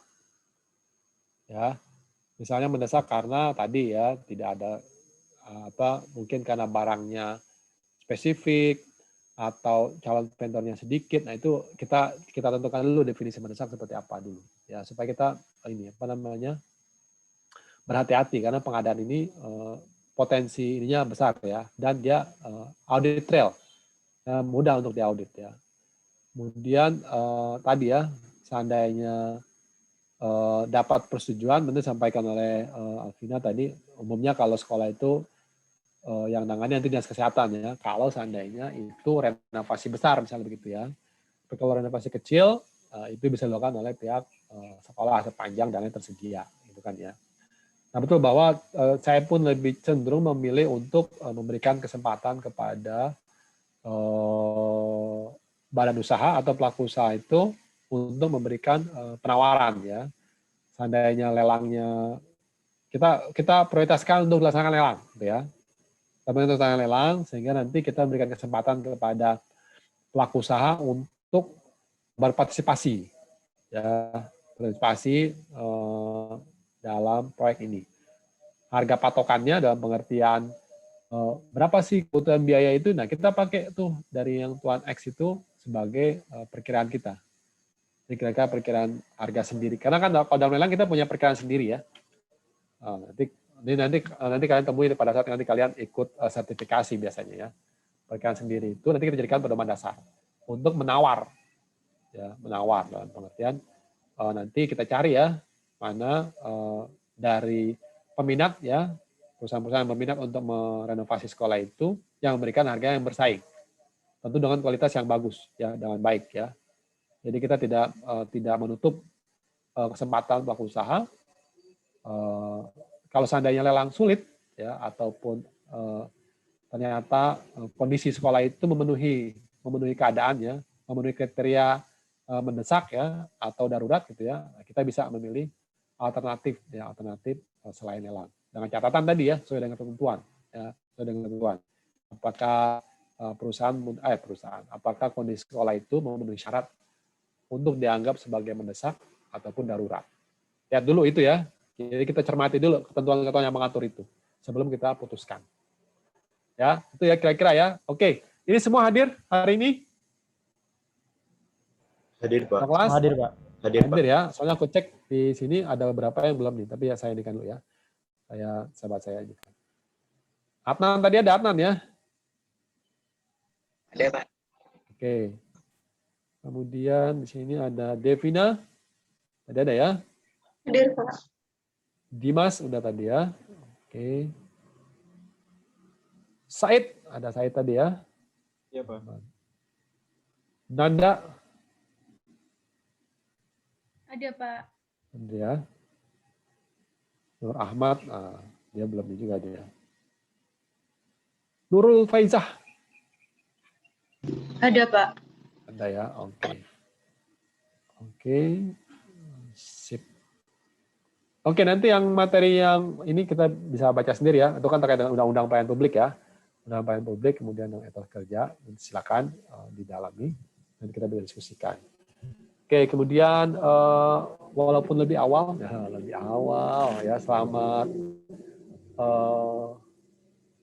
Hari Idul Fitri ya, karena ini kan mau minggu depan kan sudah ini ya, sudah Hari Raya ya. Selamat Hari Idul Fitri ya, khususnya yang berpuasa ya. Taqabbal minkum, taqabbal karim ya. Semoga amal ibadahnya diterima ya semuanya ya. Jangan lupa ya dioptimalkan di waktu sisa ini ya. Kepada semuanya ya, saya mengucapkan mohon maaf lahir batin ya. Kalau ada kata-kata, kalimat-kalimat saya yang mungkin kurang berkenan buat kalian. Oke? Kita cukupkan dulu ya hari ini perkuliahan kita. Ya mudah-mudahan hari ini bisa memperoleh manfaat ya. Apa itu pelayanan publik ya. Ingat kita punya kewajiban untuk berusaha mengubah ya pola pikir ataupun paradigma dari masyarakat ya yang memiliki nada negatif ya terkait dengan pelayanan publik. Bentuknya apa? Wujudkan itu ya. Wujudkan itu dalam bentuk pelayanan yang prima.